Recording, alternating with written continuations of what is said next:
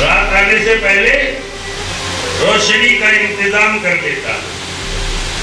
گاڑی ہے 4 ویلر ہے تو اس میں پہنچنے سے پہلے دبا کر کے بٹن کو اس کا لاک کھول دیتا ہے. باہر نکلنے پر ایک بٹن داب کر کے اس کا لاک لگا دیتا ہے.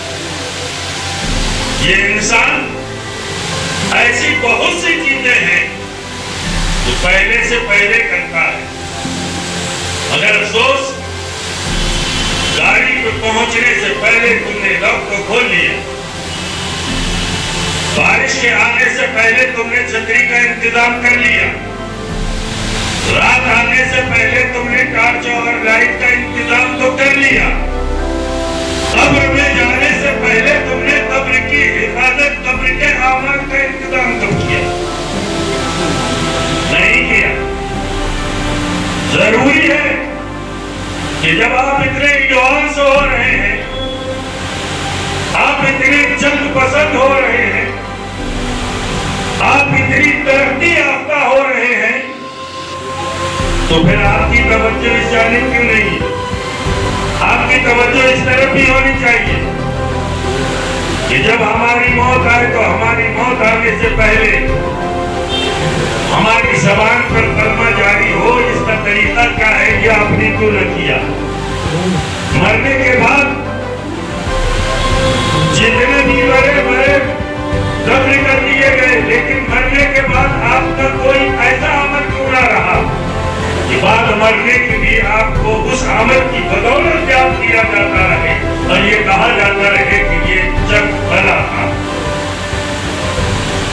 افسوس جہاں ہم سب کچھ آگے آگے کرنے کو تیار رہتے ہیں, وہیں چند روزہ زندگی میں سارے کام ہم پہلے سے کر لیتے ہیں, اور جہاں ہمیشہ ہمیں 17 برس پتہ نہیں کب تک ہمیں رہنا پڑے, وہاں کا ہمیں کوئی فکر نہیں, اس کا ہم نے کوئی انتظام نہیں کیا. اس لیے اگر آپ کا ذہن ایجوکیشن کی جانب ہے تو میں آپ کے ذہن کا خیر مقدم کرتا ہوں. ضروری ہے تعلیم پڑھیں, ویلکم آپ کے لیے, لیکن میں یہ نہیں کہتا کہ آپ کسی تعلیم کو نہ حاصل کریں.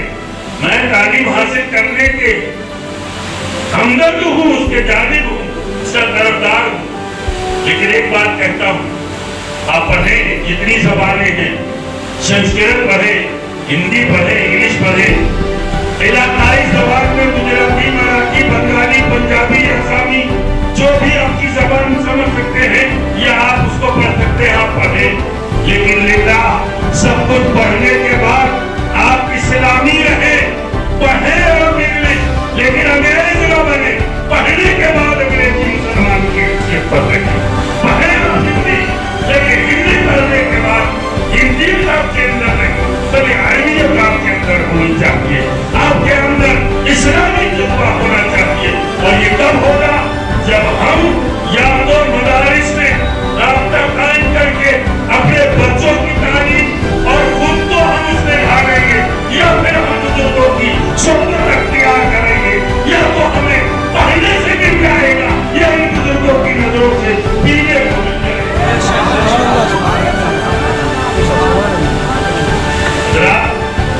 میرے جو مشاہدے ہیں, میں تو اکثر دیکھتا ہوں, میں زبان سے اپنی وہی باتیں ظاہر اس لیے کرتا ہوں کہ شاید میری یہ بات آپ تک پہنچ جائے, یہ پیغام ہو جائے. افسوس ہوتا ہے, میں نے کتنے جنازے دیکھے, کتنے جنازے میں نے پڑھائے, کتنے جنازوں میں آپ نے شرکت کی ہوگی, آپ کا بھی تجربہ ہوگا, آپ نے بھی دیکھا ہوگا. مرنے والا مر جاتا ہے, اس کو مر جاتا ہے, خبر آتی ہے, ہمارے عزیز میں تھا, قارب میں تھا, دوست میں تھا, احباب میں تھا, لوگ پہنچ جاتے ہیں. اور جب پہنچ جاتے ہیں تو وہاں ہوتا کیا ہے, چندہ دینا نصیب نہیں ہو رہا. ایسے ہیں بہت سے لوگ کہ جا رہے ہیں مٹی میں, لیکن چندہ تک نہیں دے پا رہے. غسلے تو ایک طرف رہا, وہ بھی نہیں. ساتھ ساتھ جا رہے ہیں قبرستان تک, جنازے کے لیے صفیں تیار کر دی گئی, امام کو گھر میں کھڑا کر دیا گیا، جنازہ پڑھانے کے لیے کھڑا ہوا. جتنا مجمع تھا، میرا مشاہدہ آپ نے بھی دیکھا ہوگا، شاید آدھے لوگ نماز پڑھ رہے ہیں. جو آدھے بچ رہے ہیں اس میں سے آدھے پہلے قبرستان پہنچ گئے، آدھے دور کھڑے ہو کر کے دیکھ رہے ہیں.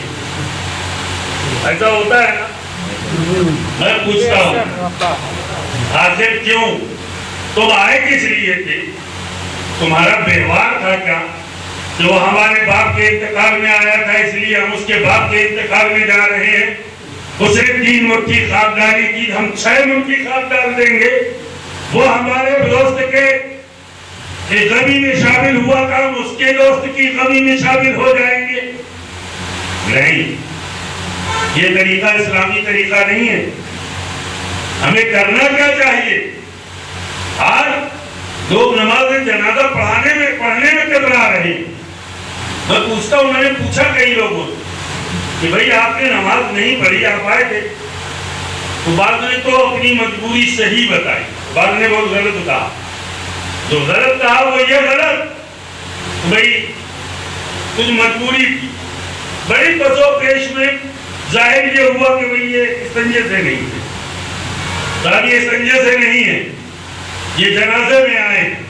یہ استنجے سے نہیں ہے، یہ مٹی لینے آئے ہیں. یہ طہارت نہیں ہے، یہ میت کی قضا دینے کے لیے آئے ہیں. یہ طہارت نہیں ہے ان کی، یہ قبرستان جا رہے ہیں. اللہ ماشاءاللہ کیا ہو گیا ہے؟ پاک ہو کر کے جانا چاہیے تھا. اور کچھ لوگوں نے اپنی جو مجبوری بتائی، حضرت ہمیں نماز پڑھنا نہیں آتی، نماز پڑھنا نہیں آتا، کیا کرے؟ آسان طریقہ بتا دیا. آج کی اس محفل میں چاہتا ہوں چند اشخاص ہیں، تھوڑے سے لوگ ہیں، لیکن ان میں سے بھی ایسے کچھ لوگ ہوں گے جنہوں نے جنازہ چھوڑا ہوگا. ان میں سے بھی ایسے کچھ لوگ ہوں گے جنہوں نے کافر نہیں دیا ہوگا. ان میں سے بھی ایسے کچھ لوگ ہوں گے جو غسل نہیں دیا ہوگا. اور آج سے عہد کر کے اٹھو گے، آج کی اس محفل سے توبہ کر کے اٹھو گے. آج کی اس محفل سے جب جاؤ گے تو یہ عہد کر کے جاؤ گے کہ آج کے بعد کسی بھی جنازے میں شرکت کے لیے جائیں گے تو جنازہ ضرور پڑھیں گے، بغیر جنازہ پڑھے نہیں واپس ہوں گے. مٹی اس کی دیں گے، قضا اس کو دیں گے. آؤ میں دلائل کے دباؤ میں شریعت مصطفیٰ کی زبانی، اللہ کے رسول صلی اللہ تعالیٰ علیہ وسلم کے حدیث پاک کے مفہوم آپ کے سامنے رکھ دوں اور پھر آپ سے فیصلہ کراؤں. اب بتاؤ آپ جاؤ گے کہ نہیں جاؤ گے؟ میرے بھائی، نماز جن لوگوں کو کہتے نہیں آتی ہے، میں آسان طریقہ بتا دیتا ہوں. نماز میت میں صرف 2 چیزیں فرض ہیں. کتنی؟ 2 چیزیں فرض ہیں. وہ کیا ہے؟ ایک قیام ہے، ایک تکبیر ہے. ایک قیام، ایک تکبیر، یہ 2 چیزیں فرض ہیں. اور فرض ادا ہو گیا نماز ہو جائے گی. 2 چیزیں ہیں. قیام کسے کہتے ہیں؟ کھڑے ہونے، یہ قیام ہے. تکبیر کسے کہتے ہیں؟ اللہ اکبر. یار اتنا میں گیا گزرا مسلمان ہو گیا ہے کیا کہ کسی کے جنازے کے سب پہ کھڑے ہو کر سیدھے کھڑا نہیں ہو سکتا، اللہ اکبر بھی نہیں کہہ پائے گا. اتنا اگر کہہ سکتے ہو تو کھڑے ہو جاؤ. امام جب اللہ اکبر کہے تم بھی اللہ اکبر کہتے جانا. تمہیں اگر نیت نہیں آتی ہے تو سنو، آسان بتا دیتا ہوں. جانا دل میں یہ ارادہ کر لینا، میں نماز اللہ کے لیے، اس میت کی دعا کے لیے جنازہ پڑھ رہا ہوں. میں اس امام کے پیچھے اللہ اکبر، بس اتنا ارادہ اگر دل میں تم نے کر لیا کہ میں اس کا جنازہ پڑھ رہا ہوں، اس کی ثواب کے لیے پڑھ رہا ہوں، تو نیت ہو گئی. نیت دل کے ارادے کا نام ہے. زبان سے کہنا افضل ضرور ہے، لیکن اگر نہیں کہہ سکا کوئی زبان سے تو نہ کہے. نیت ہو جائے گی، نماز بھی ہو جائے گی. پڑھو، نماز کو مت چھوڑو، جنازہ مت چھوڑو. اور میں نے کہا اس کے بعد کوئی بھی نہیں چھوڑے گا. جتنے بھی سن رہے ہیں انشاءاللہ کوئی نہیں چھوڑے گا. اتنا آسان کر کے آپ جاؤں گا. آپ جب کھڑے ہو جائیں گے اللہ اکبر، امام نے اللہ اکبر کا آپ نے بھی کہہ لیا. آپ کو یاد ہے تو ثنا پڑھ لیجیے. ثنا میں وجل ثنا کا بڑھا لیجیے. اور ایک دوسری تکبیر کہہ دیجئے، درود الہی بھی پڑھ لیجئے، تیسری تکبیر کہہ دیجئے، اس کے بعد میں آپ دعا پڑھ لیجئے، اللہم اغفر لحینا ومیتنا وشاہدنا وغائبنا وصغیرنا وکبیرنا، یہ پوری دعا پڑھ لیجئے، چوتھی تکبیر کہہ دیجئے، اس کے بعد اللہ اکبر سے السلام علیکم ورحمۃ اللہ، السلام علیکم ورحمۃ اللہ، ہاتھ کھول کر کے دونوں جانب سلام پھیر دیجئے، ہو گئی نماز، جنازے میں شرکت ہو گئی۔ آپ نے کیا سمجھا؟ کوئی بڑی بات نہیں، سنو یہ بڑی بات ہے۔ اگر آپ نے اتنا کر لیا ہے، اللہ کے رسول صلی اللہ تعالیٰ علیہ وسلم کی حدیث مبارکہ سماعت فرمائیے، حدیث پاک کا مفہوم سماعت فرمائیے۔ میرے آقا صلی اللہ تعالیٰ علیہ وسلم ارشاد فرماتے ہیں کہ جب کوئی بندہ مومن کسی بندے مومن کا جنازہ پڑھتا ہے، اس میں شرکت کرتا ہے، مرنے والا نیک ہوتا ہے، پرہیزگار ہوتا ہے، بہت ہی متقی ہوتا ہے، عابد ہوتا ہے، زاہد ہوتا ہے، اللہ کا نیک بندہ ہوتا ہے، ولی ہوتا ہے، عالم دین ہوتا ہے، باشارہ ہوتا ہے، ایسے شخص کا جب کوئی جنازہ پڑھتا ہے، رب قدیر کی رحمت عرش پر پکار کر کے کرتی ہے کہ جس کا جنازہ پڑھا گیا ہے میں نے اس کو پہلے بخش دیا تھا، اب جس نے اس کی نماز جنازہ پڑھی ہے میں نے اس کو بھی بخش دیا ہے، میں نے اسے بھی بخش دیا ہے۔ یہ ہے ثواب، یہ ہے آپ چھوڑتے ہیں، آپ کی مغفرت کا سامان ہے، اور اس کے بعد آپ اتنی کاہلی کرتے ہیں۔ اب نہیں کریں گے نا انشاءاللہ تعالی، اب نہیں کریں گے۔ سنو، مرنے والے ہر مرنے والا ایک سا نہیں ہے، ہر مرنے والا یکساں نہیں ہوتا۔ مرنے والے میں عابد و زاہد ہوتا ہے، متقی پرہیزگار ہوتا ہے، اللہ کا ولی بھی ہوتا ہے، اسے بھی موت ہے۔ مرنے والوں میں گنہگار ہوتا ہے، سیاہکار ہوتا ہے، بدکار ہوتا ہے، اور چاروں کی جماعت ہوتی ہے۔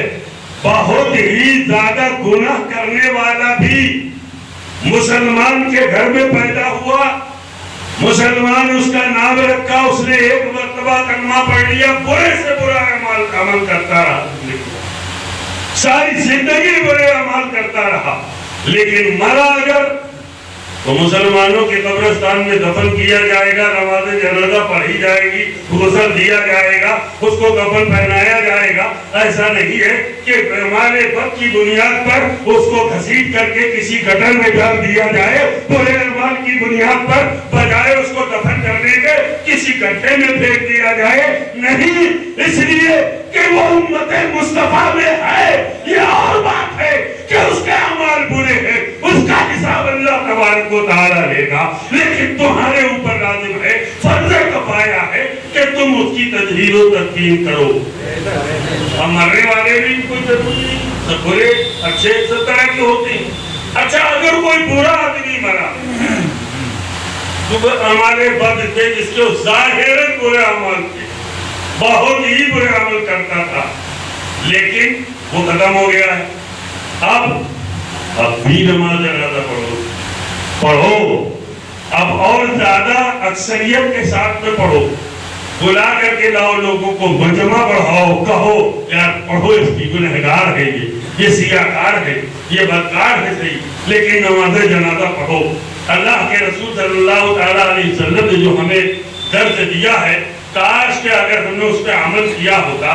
ایک جنازہ سامنے رکھا ہے، یہ گنہگار کا جنازہ ہے، یہ سیاہکار کا جنازہ ہے، یہ بدکار کا جنازہ ہے، لیکن اس کے جنازے کے لیے جب صف لگائی گئی، پتہ چلا 1 2 3 4 5 6 7 صفیں ہو گئی، اور ہر صف میں 20 آدمی، 15 آدمی ہیں، پتہ چلا 50 60 70 آدمی ہو گیا۔ اگر اتنی تعداد ہو جاتی ہے، سنو، بزرگوں کا قول ہے، میں نے سنا بھی ہے، پڑھا بھی ہے کہ جس جماعت میں 40 آدمیوں کی اکثریت ہو جاتی ہے، اس میں کوئی ایک اللہ کا نیک بندہ ضرور ہوتا ہے، نیک بندہ ہوتا ہے۔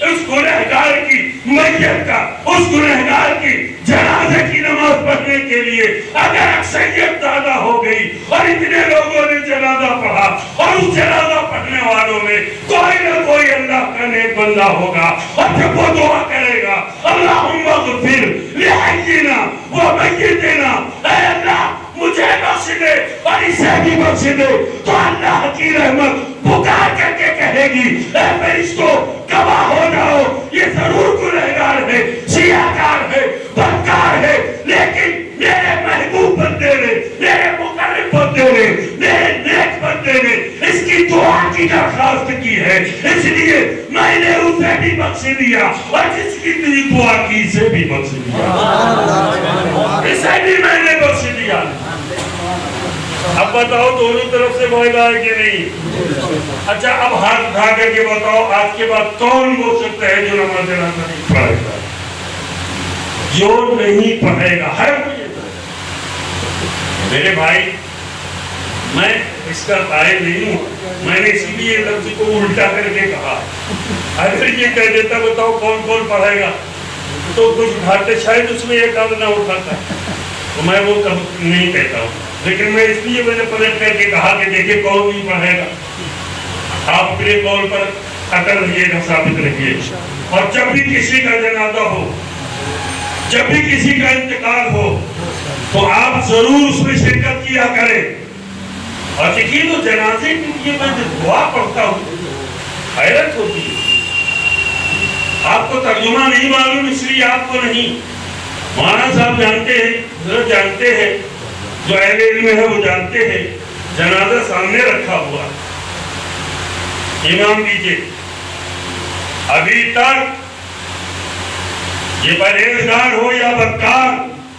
جب مسجد میں نماز پڑھنے جاتا تھا تو یہی شخص یہ کہتا تھا اقتدیت بہذا الامام پیچھے اس امام کے منہ میں طرف کعبہ شریف کے اللہ اکبر اور جب وہی انتقال کر جاتا ہے تو اب پیچھے امام ہے جنازہ آگے ہے دیکھا کبھی آپ اچھا جو امام صاحب نماز پڑھاتے ہیں تو جنازہ پہ پیچھے رکھ سکتے ہیں نا نہیں رکھتے آگے ہی رکھتے آپ کے یہاں بھی آگے رکھتے سبھی جگہ رکھتے ہیں جنازہ آگے رہتا ہے اب تک جب تک زندہ تھا سنت مصطفیٰ میں عمل پیرا نہ رکھ سکا یا جب تک زندہ تھا نبی کی ایک سنت پر عمل کرتا رہا لیکن مسجد میں جب گیا ہے تو اسی امام کے پیچھے یہی کہا پیچھے اس امام کی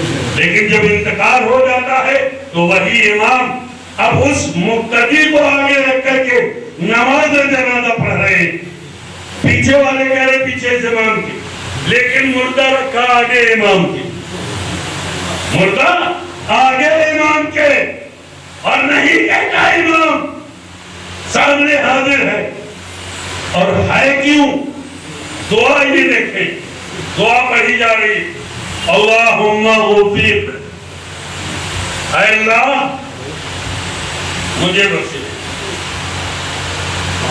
ترتیب دیکھیں دعا کی ترتیب دیکھیں اللہم اغفر اے اللہ مجھے بخش دے لحینا اور جو زندہ انہیں بخش دے ومیتنا جو مر گئے انہیں بخش دے یہ بات ہے مردہ سامنے رکھا جنازے کی نماز پڑھی جا رہی ہے یہ جنازے کے طریقہ کیا ہے کہ امام کھڑے ہو کر کے میت کے سامنے یہ کہہ رہا ہے اے اللہ مجھے بخش دے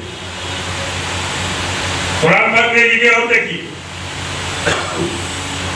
ایک آیت اور آپ کو ملے اللہم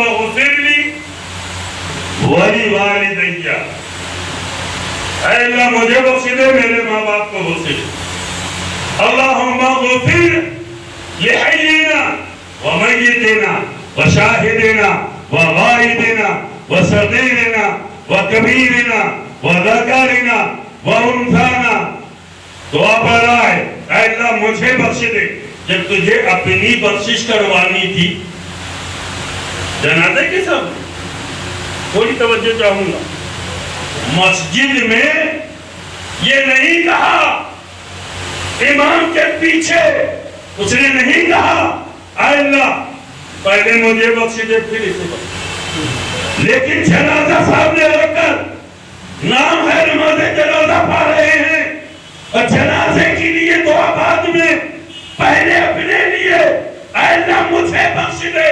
پتہ یہ چلا کہ جنازہ بخشش کروانے کے لیے ہے. اگر تو پاک ہے تو تیرے ذریعے اس کی بخشش ہو جائے گی. اگر تو گنہگار ہے تو نماز پڑھ, وہ مرنے والا پاک ہے, اس کے ذریعے تیری بخشش ہو جائے گی. ہو جائے گی ضرور. اس لیے دعا یہ بتا رہی ہے اللہم اغفر, اے اللہ مجھے بخش دے. جب اللہ پہلے مجھے بخش دے گا پھر ہم جس کو کہیں گے اسے بخش دے گا. ہم کہیں گے زندوں کو بخش دے, وہ زندوں کو بخشے گا. مردوں کو بخش دے, وہ مردوں کو بخش دے گا. حاضروں کو بخش دے, حاضرین کو بخش دے گا. غائبین کو بخش دے, غائبین کو بخش دے گا. چھوٹوں کو بخش دے, چھوٹوں کو بخش دے گا. بڑوں کو بخش دے, بڑوں کو بخش دے گا. اللہ تبارک و تعالی ضرور بخش دے گا. حضور صاحب سجادہ کی آمد ہو چکی ہے.